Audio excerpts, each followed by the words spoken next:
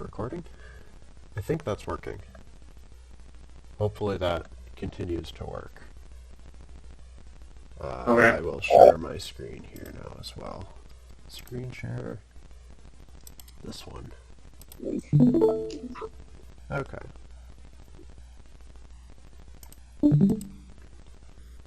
And we're primarily just going to be covering MySQL. It's basically 99.5% of what you're going to see in cyber competitions, unless you attend West Coast CCDC. But I mean, they'll make you have to deal with a Linux DC, so I don't think we really respect their architecture choices. Nobody really prepares for West Coast CCDC. You just deal with it.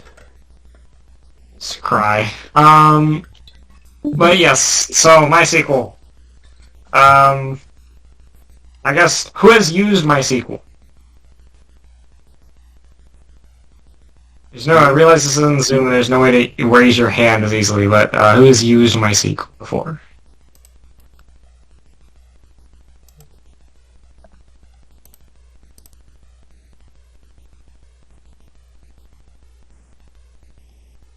Okay, so... I've used MySQL before. Go next slide. What is MySQL? It is a relational database, related tables. One installation consists of multiple databases, uses SQL, a structured query language, available over the network. Unlike, say, something like SQLite, which is based on like local database storage, MySQL is based on remoting or like remote databases. Probably the most common database.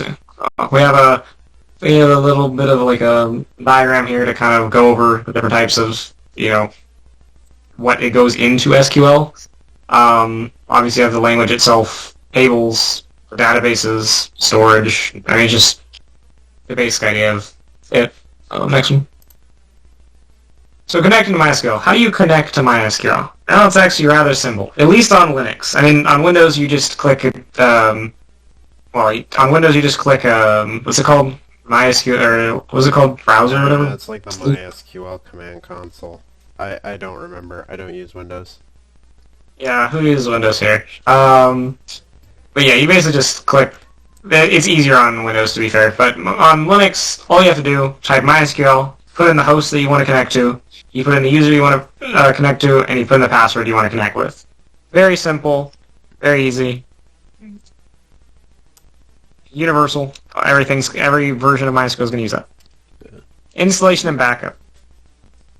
Backups are a very important tool. As Ethan put here, a surprise tool that may help us later in terms of bad things happening. Especially in a competition. Exactly. Especially in a competition like CCDC, where, Red Team very much so has a they will try to steal your data and they will try to drop your data. We have historically had problems with this before where Red Team has gotten onto boxes that have a MySQL server and they just drop the entire thing. There's no data left. There's no tables, there's nothing left. The entire database is gone. And so it has historically been a big thing to make sure to have backups because it is basically impossible to fix if they drop everything and you don't have any backups. I mean, you can revert the machine, but you only have 12 reverts, I think, now. I think they actually went down from 15. And so you only have like 12 reverts now, and so that's using one of your 12 for the entire competition on restoring that. And so how do you make backups? Well, you use a utility called MySQL dump. You then specify the login, so root, and you specify a -p will prompt you for password, and then you type it into where you want it to save to. And then to load it, you just do MySQL -u root -p, which again will prompt you for the password, and just type forward and type the file into that command. MySQL on the installation side, we have a very nice utility called MySQL Secure Installation. It fixes most of the default issues that are in MySQL. It makes sure that the root account has a good password. It disables default databases that are created when you first start up MySQL.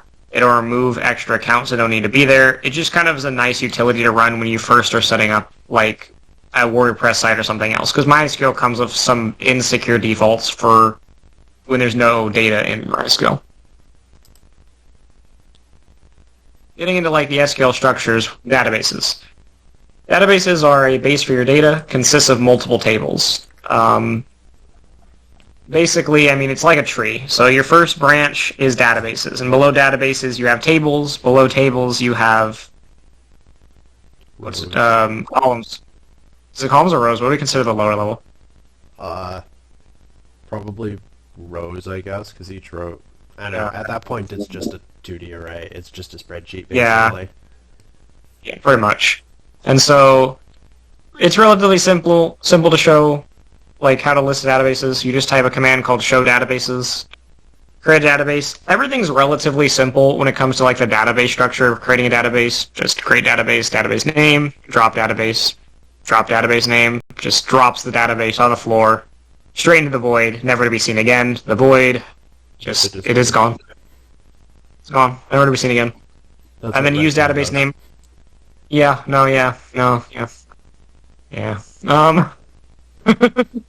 Use database name. This allows you to access the tables within a database for use in future commands. Tables. Same rough idea. Show tables allows you to list the tables in a current database. Create table allows you to create tables in a database. Drop is the same thing. Drops tables. Alter the table allows you to alter a table. Columns. Not the Greek ones most of the time. Show column from table name. This basically allows you to see what the columns are in a table. And rows, not for your boat. This is where the data actually goes. Again, like Ethan said, rows and columns, you can think of it as like a spreadsheet or a 2D array where, same idea as a spreadsheet. You have data, you have your topics on one side and you have your data, each entry on the other. Relatively basic concepts. For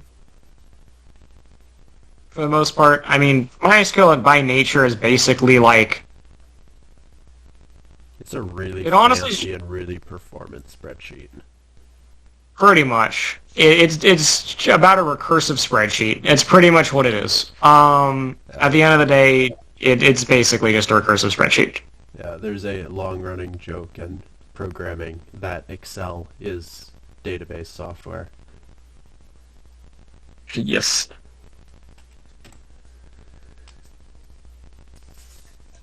Now we're talking about like the MySQL data functions. Or not really, well, I guess functions, yeah, that would be correct term. Select is used to retrieve data from a table. Insert is used to add new rows of data. Update is used to update existing data. Delete, self-explanatory, used to remove existing records/data from a table. Replace, used to replace data in a row. And truncate, used to remove all rows from a table while keeping the structure. And then kind of tips and tricks / more commands. Where is used to filter records that meet a condition. Order by is used to sort the result of a search in a certain order. Limit is used to limit the number of records returned, because you can get a large amount of records returned. MySQL does not think about if you're going to be able to actually understand how much data it returns. It will gladly return you 16,000 entries. And so it's kind of hard to like visualize 16,000 entries. And so, limit is pretty nice. Show process list allows you to list connections and queries, and kill is a connection or query. We found out earlier, MySQL cannot kill its own connection, though. It is incapable of suicide. You cannot kill yourself, which is a good thing. You should not kill yourself. But Red Team, however, you can kill their connections.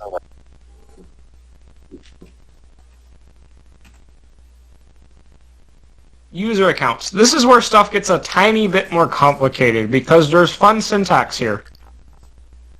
If you look at, if you see on the slides, you see how there's those single quotes right there? Those were required. Those will not work without them. Just like you have to have a semicolon at the end, they are required. And so, you physically, can't do anything about it. And so, it's just annoying. It's something that even we forget occasionally, just forget that that's a thing, because there's no real reason why they need to be there. But they do. And so those are fun. But basically, to create a user, you're going to create a user, and then the user that you want to create, host, and the reason that you're going to have to do @host is because MySQL allows you to define the scope of a user. For example, you can make a user that only is allowed to log in from one system, or you can make a user that is only able to be logged in locally. That's the standard thing for a root account in MySQL, is to make it a root account that is only able to be logged in locally so that no one could access it remotely. And so basically that's why you have to define what host or what scope you want to create a user in, is so that you can make sure that it's only allowed to be accessed from certain locations. So create user, username, @host, identified by password. If you type in a password there, it will be in plain text. There is functions for MD5 and there's other ways to set a password. But by default, when you do identified by, it will actually make the password plain text. In the MySQL user database section.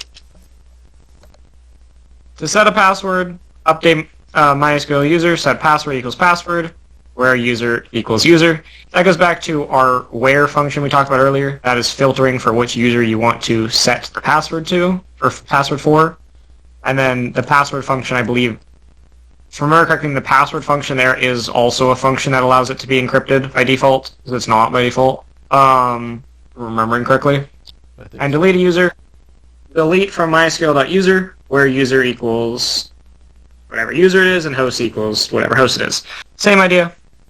Basically, the and is just a conditional that allows you to look for both where a user equals a user and where a host equals a host. Flush privileges. This actually commits the changes. Whenever you delete, insert, or update, those changes aren't propagated fully. They just kind of exist at a surface level, and they're just kind of there.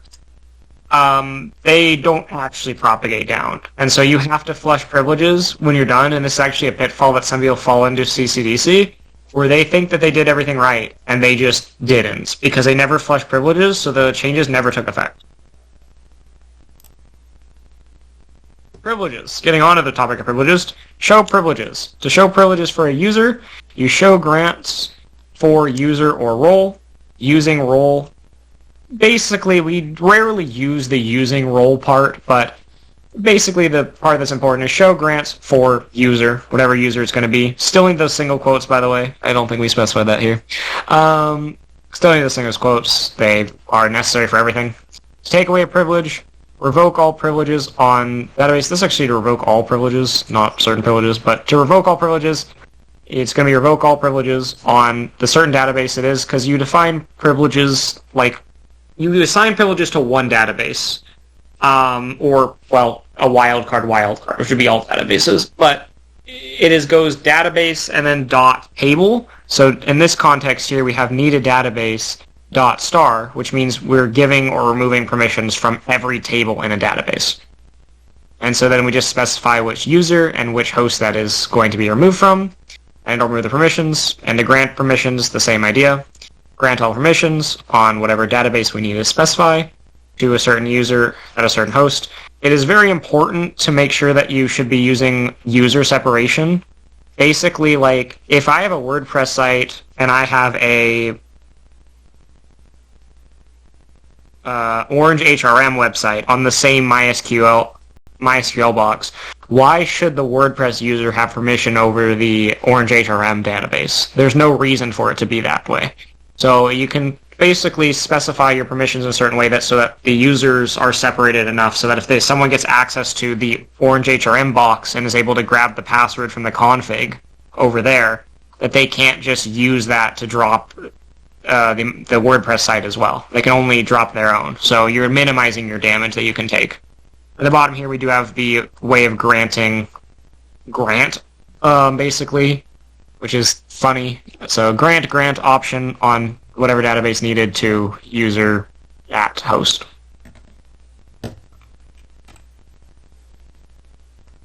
And if you ever forget your passwords and you have local... Yeah. If you ever get locked out, MySQL, and you have local access to the box, you can run MySQL with the argument of skip grant tables, which allow you to have full permissions without needing the password, basically. No, that's MySQL-D, so that's the actual process that runs in the background as the service, not MySQL, the command you run to connect to it. Yeah, okay. So My you have bad. to, Yeah, you have to run that somewhere else, like in another terminal, or run it in the background with an ampersand, and then you have to go and run MySQL as you would normally to connect to it again. All the skip grant tables thing does is tell the service to just ignore any permission stuff. So I think that's all of the slides. Okay, we want to show the, yeah. Yeah, we can pull this up here. We do have, no, not that one. Ah, It's the first one. Which is powered off, so we're going to have to wait a second. But, we have both a command demonstration and we have a working demo. Thanks, Galen, for fixing his bot 15 minutes before the meeting started. right down to the wire.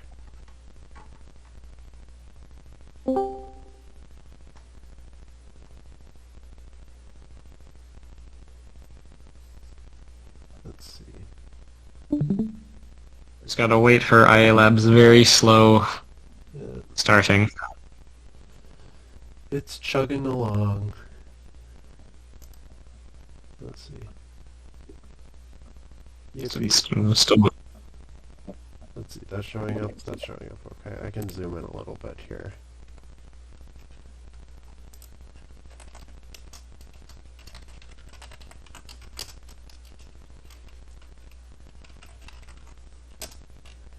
Okay, so I don't remember which order we had these in.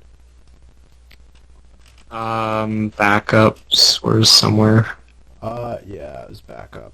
I think it was called MySQL dump. You don't need a space, which doesn't work like that. Because it's a short option. That was the issue I was having earlier. MySQL dump.timing, MySQL dump. I think, there we go. Yeah, so this is how you can back it up. You can use the MySQL dump command. In case you haven't done it a whole lot with Bash before, that the greater than and less than signs basically just take standard out, so what it would print to the screen, and put it into a file. So if we do this, it'll go into a file. What it would print out, which is the backup of the database, goes into that file instead. And then when we want to restore the database here, it will. Oh, I guess I didn't get restoring the database, but that's more or less the same thing, yeah. Used it in a different one. You have backup restore. Oh, that's right. Thank you.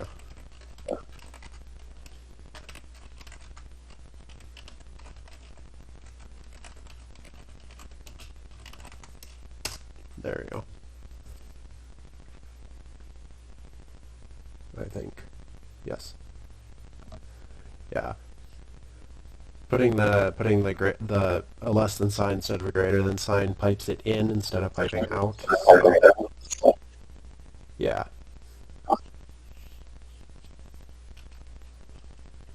Okay. We also have oh, what was the next one? Was it structure? Probably structure. I think it was structure. If I do the T afterwards, I can do autocomplete.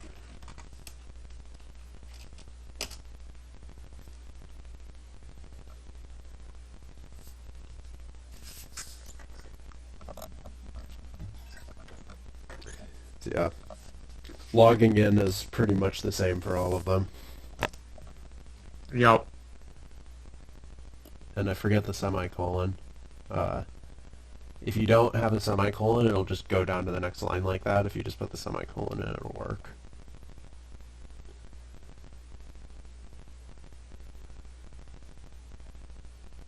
So you make an example database there.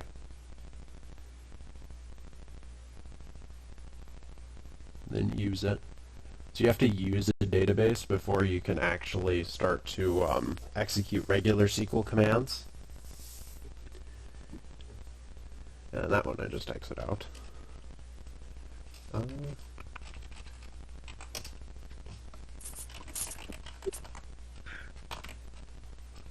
think it was structure table next. It should be.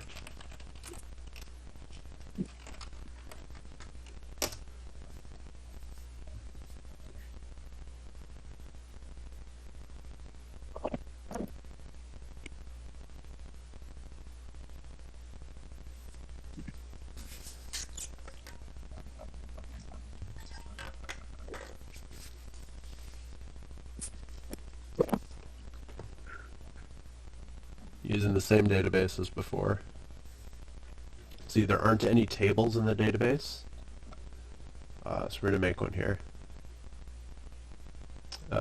Unfortunately, the database or the tables have to each have more than one column, so I'm double checking the syntax so I don't type it wrong.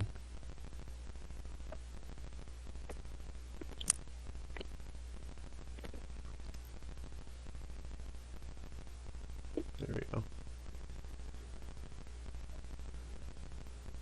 Yeah, when you create a table, you have to do the name of the column and then the int, or the data type after it. So in this case, there's a column named COL and then the type int. So if I show tables, we're going to see my table in the database here. And I'm going to immediately alter it so that it has more columns. I think I'm double checking the syntax for that too. No one is expected to memorize this type of stuff. Yeah. You'll have yeah. like a cheat sheet. I don't have this memorized. That's why it takes me so long between to type out every line. It doesn't actually say the columns in there, which is kind of annoying. You never did describe. Yeah. Whoops. But it doesn't matter because it's gone.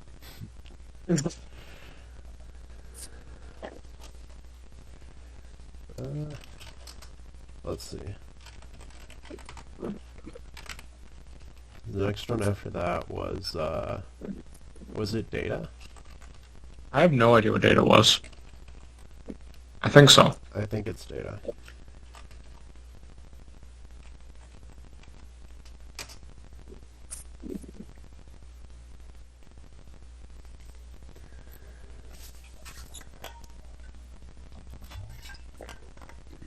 Yeah, for anyone in a little more context, this is using something called script replay. And so we basically ran these beforehand to make sure nothing went wrong. Yeah, some of these took plenty of takes to get right. Yeah. Yeah. So we're basically replaying the entirety of the connection, or not the connection, but like the entire command history, including output. Mm-hmm. And so basically just replay this afterwards. We're actually looking at another utility to speed up some of this next time.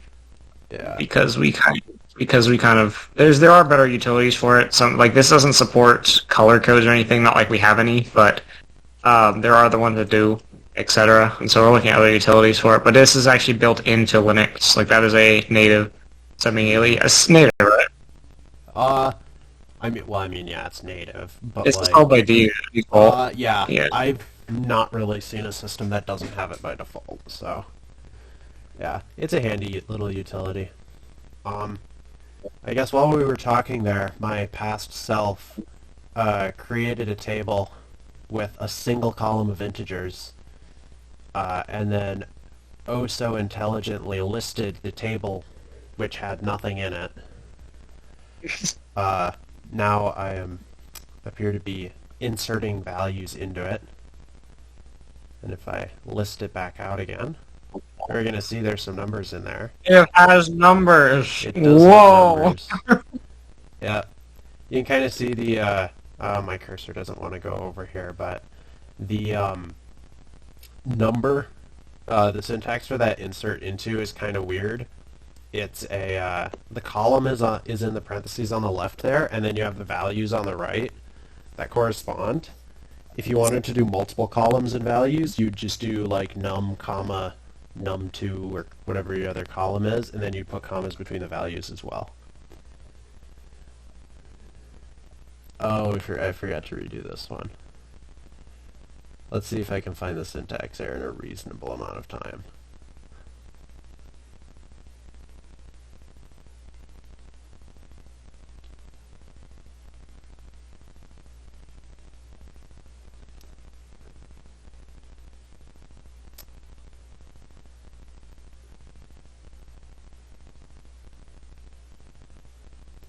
Yep, 2 is 2.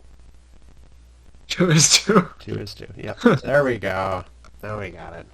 Good job, past me. You can use the update statement there to change a value. So you can see I changed that 2 to a 5 in a single column. It's not the most useful thing, but if you want to update user passwords, stuff like that, it's pretty handy. Let's see. Oh, truncate.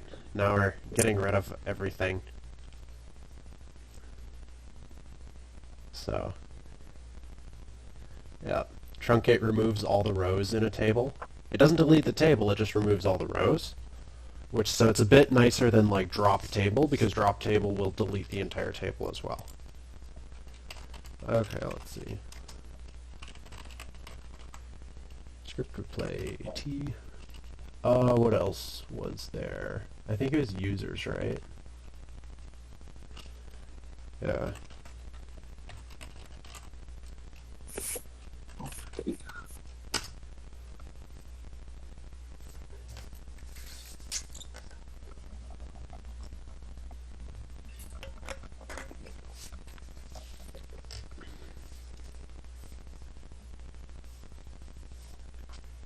So I'm going to create a user with my own name here.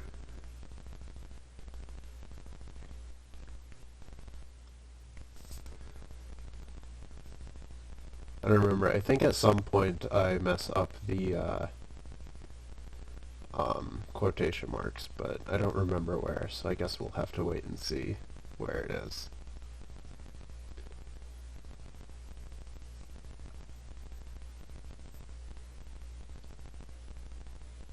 Now you can see I created the user Ethan at localhost, and now I'm going to log in using my super string password. And you can see I log in successfully here.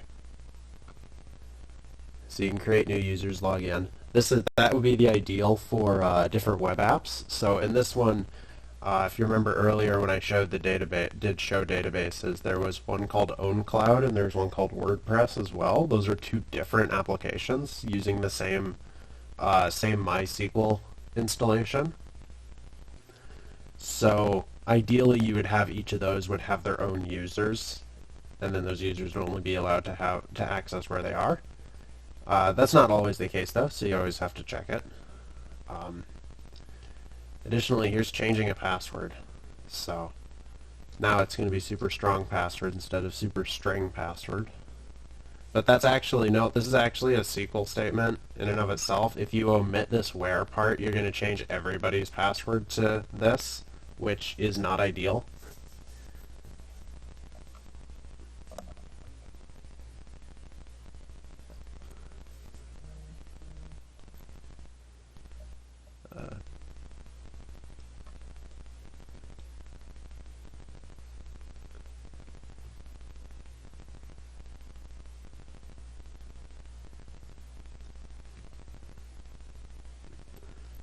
Yeah, same with deleting users. It's just kind of a SQL statement. So if you mess up this where portion, you can very easily delete every user you have, which is very bad.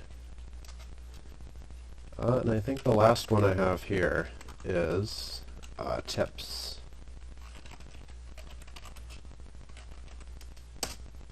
That has some of those miscellaneous ones that were on that last slide.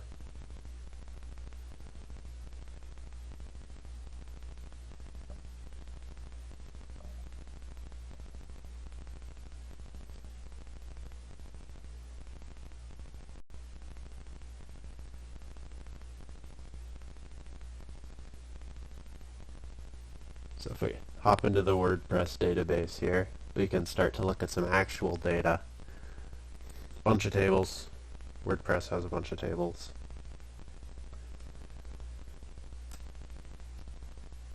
I think. Yeah, this is where we get to see how nice that limit statement is because of stuff like that. That is completely unreadable. And I think I just give up rather than using the limit statement. I just start using users. You can see some of the WordPress users there. There's only one, unfortunately, just admin. Come on. So yeah, you can use where to filter stuff down. That works on like select, update, insert, all that stuff. And I keep wanting to use is here, and quotes. And stuff breaks a lot. Yeah.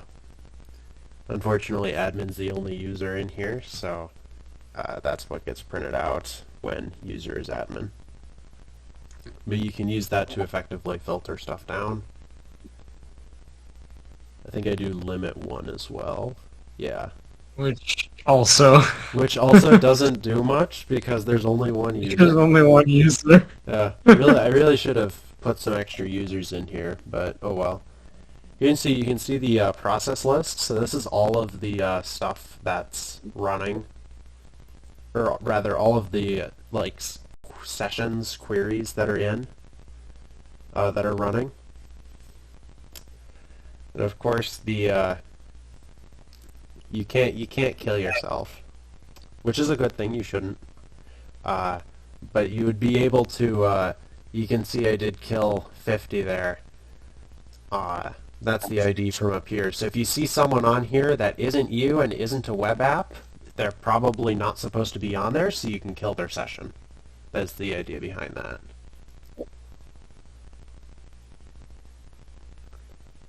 Am I going to do anything else here that's useful, or am I just going to sit at the prompt?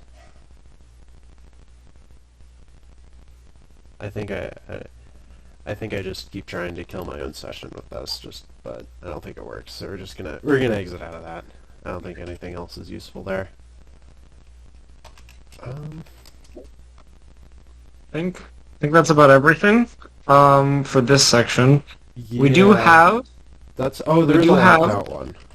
Oh, so we can go through the lockdown one while I deploy to the app. Yeah.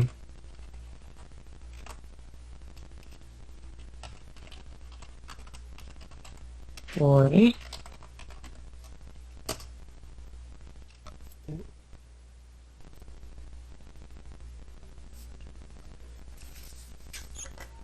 So yeah, so if you want to, if you get locked out, the first thing you're going to have to do is stop the actual one that's running in the background, and then you're going to want to run it again, but with that skip grant tables option. I mean, I just use an ampersand to run it in the background. It gives you some warning messages, but it is running. It is running. In this case, if you have another terminal, you can just type that into another terminal and then leave it off to the side. You don't have to worry about it. But you can see here also, I actually just ran MySQL. Once again, the mouse doesn't show up. I need to figure out if I can fix that or not. But you can see roughly at the intersection there. I just run MySQL because there isn't any login, so I don't need to specify the user, and I don't need to type in a password because there's no login. So you can just connect with that this way. Though if you do set the user stuff like you normally do, it's not going to hurt it. It'll still let you in just fine. And then the idea with this is you start this up really quick, you log in, you update your password, so you can change your password, and then you exit back out, and you don't mistype jobs. You basically run that, and you'd kill the MySQL process using either foreground, or you could use pkill, or if it's running in another terminal, you can just close the window. You just have to kill it, and then you'd want to do sudo if you're not root, but systemctl restart MySQL. And it'll just restart. Just like that. And then if we try and run it again here, we're going to see this is going to kick us out. But if I do root techp, that was the old password. The new password is password, all lowercase, and we can see I can get in there just fine. So, pretty handy. Means you don't have to worry about locking yourself out. So, yeah, that's pretty much it for the scripts. Did you Did you restore that database back to its original state if we deleted it? After I changed the password, no. Okay, so the password. So did you? Because you just changed the password, right? Yeah. Oh, yeah. Okay, because that'll be the database password for the lab. Because I had to clone it after you did that. Yeah, the password to log into MySQL is all lowercase, just password. But the password for the actual user is uppercase P password 1 exclamation point.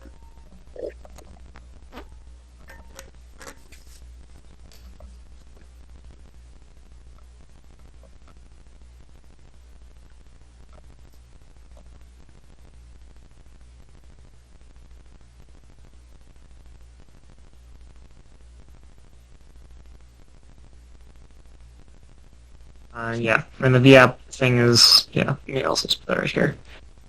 MySQL password equals password.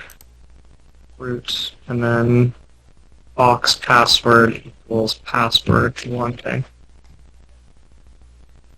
You can deploy a VApp in the Defsec Bootcamp by clicking on the link, like it was last time. It works now. We'll be here for probably another 20 minutes, 30 minutes to make sure there's no issues if anyone has any questions, etc. You can message me or you can ask about anything else.